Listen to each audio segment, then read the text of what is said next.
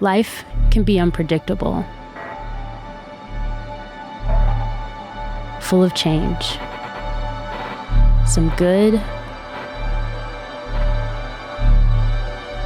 some not so good, and some complicated. But one thing is constant. One thing never changes.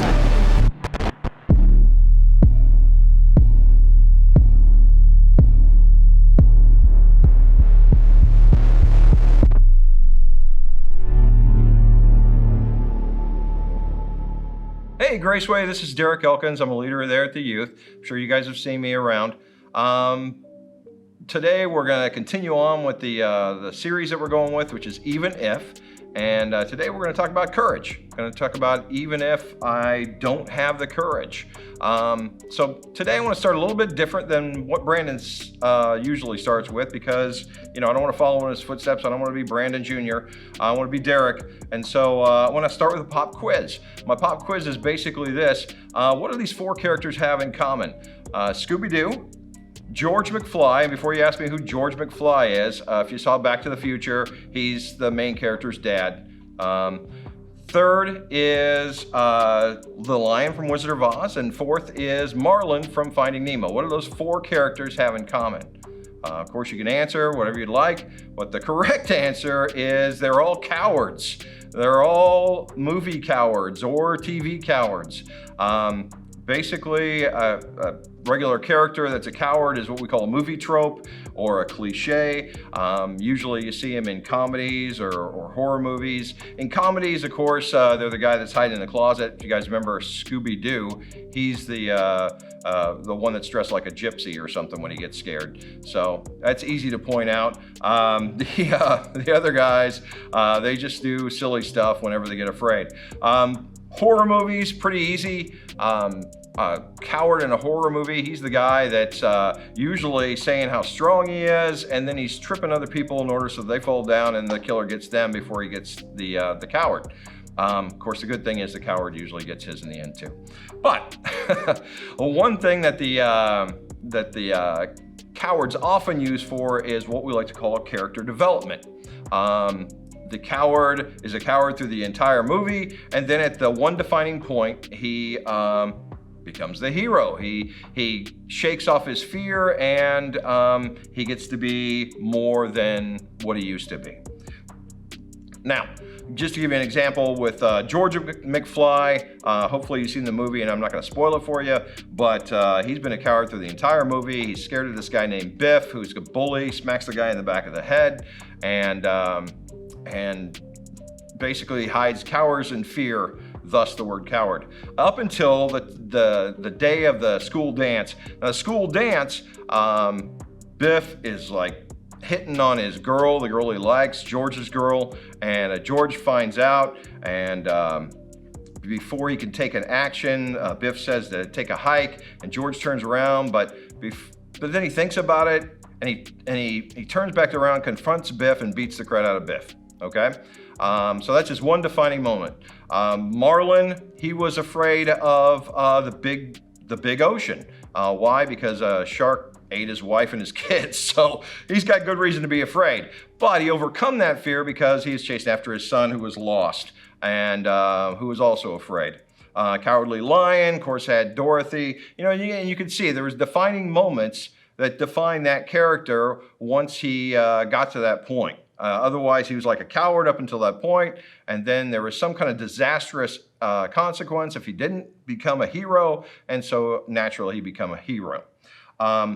Now, most of our choices today, they don't have disastrous consequences, but they can freeze us with fear and anxiety if we allow them to.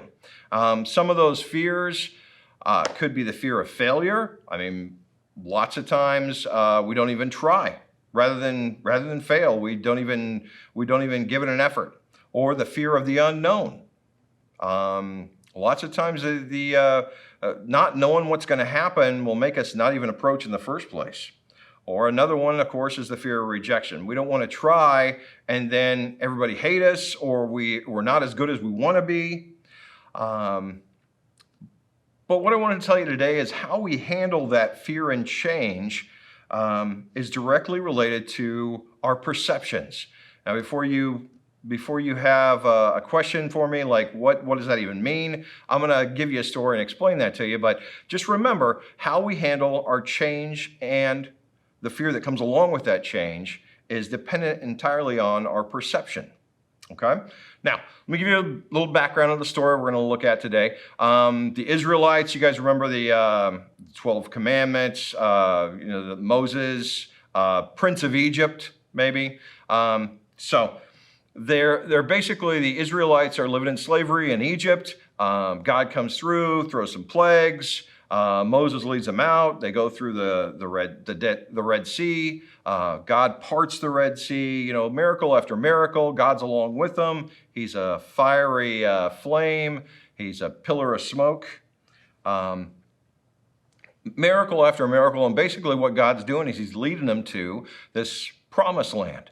The promised land is a place where he wants them to grow. He tells them it's a land full of milk and honey. So besides sounding pretty gross, it's actually, compared to being a slave in Egypt, milk and honey as a regular diet sounds pretty good, actually. Now, it's nothing compared to what we have today. But anyway, so once he gets to the promised land, God tells Moses, hey, I want you to send out 12 spies to go spy out the promised land. Take a look around, maybe gather some fruit, come back and tell everybody else what you saw. And so Moses picks a guy from each of the 12 tribes of Israel. And you'll have to look at the Bible to find out what the names of each of those spies are if you're really concerned about that. But he sent out 12 spies. They scouted out the land, and then they came back to report to Moses and everybody else. Now, 10 of the spies came back and they had this report. They gave Moses this account. We went into the land to which you sent us. It does flow with milk and honey, and here's its fruit. And they had these, huge grapes or whatever they were carrying. I think actually it said that they were carrying these grapes and they had to have 2 guys carrying these grapes because they were so big. Hopefully I got the story right and it wasn't something else. But they go on. The people who live there are powerful, and the cities are fortified, and they're very large. And there we saw giants, and we were in our own sight as grasshoppers, and so we were in their sight. Basically, what they're saying is, these guys were so big, we were like tiny little grasshoppers. I'm sure that's how they pictured us, and that's how we felt towards them. We were tiny little grasshoppers compared to them. Now, let me give you an equality there. I used to work at a place called the City Union Mission. And when I was working at the City Union Mission, I worked with some homeless guys. And a lot of those guys had addiction problems. They had drug addiction, alcohol addiction. A lot of them had mental health problems as well that they weren't handling with drugs, proper medicine, psychotropic drugs. They were using drugs and alcohol in order to take care of their mental health problems. And that had ruined their families. They got kicked out of their jobs, and that's why they were homeless. My job there was I'd help these guys get back on their feet. What I'd do is I'd help them get ID. We'd place them in jobs. We'd take care of any kind of educational needs that they had, and we'd try to get them so that they could be a fully functioning member of society again. Well, as you can tell, there were often problems with that. Because imagine living by yourself on the streets, and then all of a sudden you're trying to better yourself. So there are going to be a ton of changes that you're going to have to make. There's going to be a ton of things you're going to have to cut out of your life, new prospects, new ideas, new things that you felt like you didn't need to do anymore. You're going to have to do now in order to get back on your feet. This next slide says, when you and I decide to make changes in our life for the better, we face giants too, often in the form of fear. And you can believe that the guys I work with at the City Union Mission, they had a ton of fear when they saw those giants. In fact, I would say probably the majority of them relapsed or they just walked away because it got a little tough. And I'm sure all you guys can relate to that, especially when it comes to something that you may not have bargained for. Like you try out for a certain sports team, the wrestling team or football or whatever, and then after the second or third workout, you're like, man, this is nuts. I don't want to do this anymore. And so, you have the option right there to quit or to continue. And again, that's the thing with the guys in that program is majority of them did go ahead and give in. But the guys that actually graduated from the program, they had a confidence, when they got out. They got set up with jobs. Some of them might relapse later, but they bettered their lives for sure because they got that accomplishment done. And that's where we take this next one. If we let our fears control us, they have the ability to cause us to miss out on some really good things in life. And I can guarantee you, if the guys who graduated the program through the City Union Mission, they had a confidence that the guys that quit never did because they'd accomplished something. Now, I told you about the spies that came back and they said that they saw giants, they were afraid of going into the promised land. Well, that's not entirely true. There was 2 guys that were sent out, 2 of the 12 spies, Joshua and Caleb. They came back and they had a different story. And they said to the entire Israelite assembly, the land we passed through and explored is exceedingly good. If the Lord is pleased with us, He'll lead us into that land, a land flowing with milk and honey. There we go with the milk and honey again. And He'll give it to us. Only don't rebel against the Lord. And don't be afraid of the people of the land because we will devour them. Their protection is gone, but the Lord is with us. Do not be afraid of them. See, here's the deal. They both saw giants when they went through the promised land. The 10 spies saw the giants, and the 2 spies saw the giants, but they had different perspectives. The 10 spies, they saw the giants, and they thought, we can't beat these guys. They eat our lunch. They're too strong. They're too big. The 2 spies saw the same giants, and they said, God can easily defeat these guys. God can destroy, God can see us through and give us this promised land if that's what He wants. What we have to realize is that, unlike what the movies tell us, the crisis, the change that we face in our lives, they don't develop our faith. They don't develop our ability to overcome fear. What they do is they reveal our fear. They reveal what we have our faith in. Look at the 10 spies, they had their faith in themselves. They had their faith in what they could see, their muscle, their ability to fight. The 2 spies had their faith in God. I mean, they got all the way from Egypt to the promised land, miracle after miracle. God provided for them. God allowed them to see the plagues that allowed them to leave Egypt, being slaves for a long time. And God gave them miracle after miracle to get them through to the promised land. And they had that history with God. So they had built up a faith in God that they needed in order to, when the crisis came, to rely on Him. The other 10, they've been through the same thing, but their perception was what they allowed themselves to see. Their perception was themselves. They saw their own abilities, and they compared it to what they were facing, and they didn't measure up. And so because of that, they gave into their fear. Now, it's not about being scared. It's about following God even though you're scared. Now, there's the key right there. The Bible says that, in fact, it says, do not be afraid. It says it 365 times, which is 1 per day. If you're easily scared, like Scooby-Doo, you could just pull out 1 verse per day to reinforce that God says don't be afraid. In fact, the Bible says to fear only one thing, and that's God. Jesus says just, don't fear the people that can hurt the body, just fear God who can send you to hell. God who can he's the creator and he's the destroyer of, anything he creates. And when it says fear God, it's not talking about being afraid of God. Not like, we gotta run away because God's gonna, smack us down or spite us. It's more like a healthy respect. It's like, know who you are and know who God is and know that you're not God. That's pretty much it.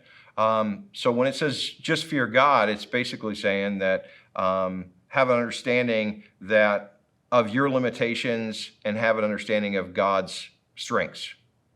And once you get that done, once you've developed that healthy fear, then you don't have to be afraid of anything else because God's got your back. Now, developing faith in God is like developing any other skill. It's just a gradual process. And what I want you to remember in this series, again, even if, in this instance, you can have courage even if you're afraid. Because you got to realize it's not your strength in which you get through this change and get over this fear. It's God's strength. Now, how do you develop this faith muscle? How do you develop this constant reliance on God? That's pretty easy. Because just like, say, you wouldn't show up at the big race, the day of the big race, and then start practicing, then start, working out. You wouldn't show up on a test the day of. Well, most of us do, but you shouldn't show up the day of the test and study that day thinking you're going to get an A. What you got to do is it's a careful process to kind of prepare yourself for that big challenge. So you need to take small steps that gradually become bigger steps. And this next slide, identify one change you'd like to make, is where you start. You just take one area of your life and you say, hey, I need to change this. And we all have those areas. We need to either drop something or add something. Well, identify that one area. The second thing, though, is identify one fear that surfaces when you consider that change. Because, that one area, if it was an easy change, you would have already done it. But there's usually some kind of attachment. There's usually something that's holding you back. So once you identify that area you need to change, then you also identify that fear that pops up. And then that leads us to the third step, is invite God into your life and into that problem. Have God take control of that situation. The thing is with God is we develop a faith over time. God says, be obedient in the small things and he'll give you bigger things. And that's how it happens. Now, recently I heard this guy named Russ Tuttle. He developed this ministry called Run to Stop It. And basically Run to Stop It is a ministry that goes into schools, public schools, and they talk about dangers that kids can face on the internet. See, Russ started out and he was concerned about sex trafficking. He was concerned because he'd seen the numbers, the kids involved, heard the stories, and he wanted to do something about it, and God laid that on his heart. But it seemed like an impossible task. How do I go about starting this ministry? Well, God led him step by step, and now him and his team are going into different schools and teaching kids about things they could see on the internet, what not to do, what to do. And Russ had this quote up. And I want to show you this quote. He says, courage isn't lack of fear, it's doing what you know you have to do in spite of your fear. And that's easy enough. We've heard that before. But the second is the key. He says, we do this by not relying on your own strength, but by abiding and relying on the presence of God within you. And that's really key, is that when we realize exactly what our strengths and weaknesses are, what our limitations are, we can also realize what God's strengths and weaknesses are and what He can do in our lives.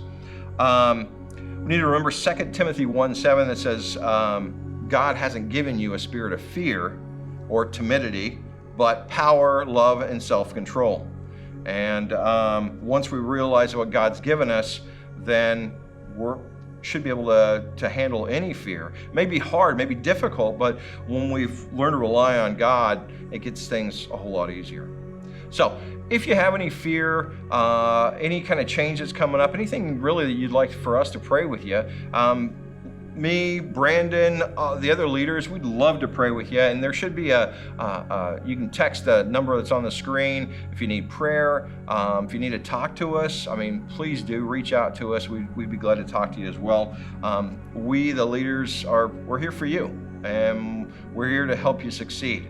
Again, you can have courage even if you're afraid, and we as the body of Christ will help you through it because we love you. Thank you, and you guys have a good day.